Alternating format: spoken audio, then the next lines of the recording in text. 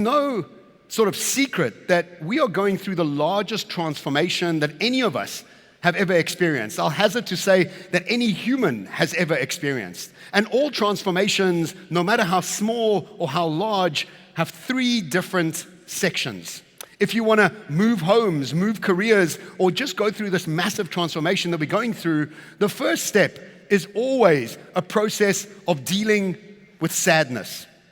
Sadness to leave the shore of familiarity, sadness to leave our comfort zones, and sometimes sadness to leave the identity that we've been building for the last 10, 20 years or so.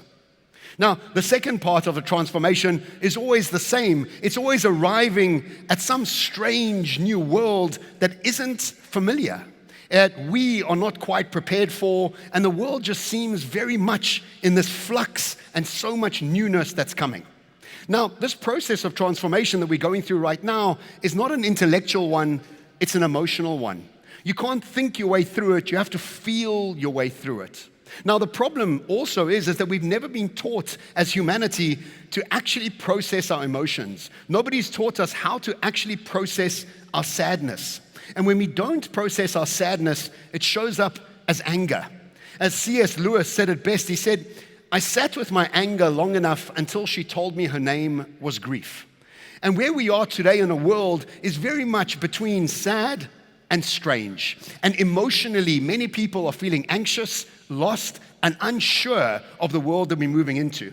And so we have a lot of speakers and a lot of thought leaders around the world telling us about AI and about technology, but under all the information sits our emotional bodies, and our emotional bodies haven't been trained to deal with so much change.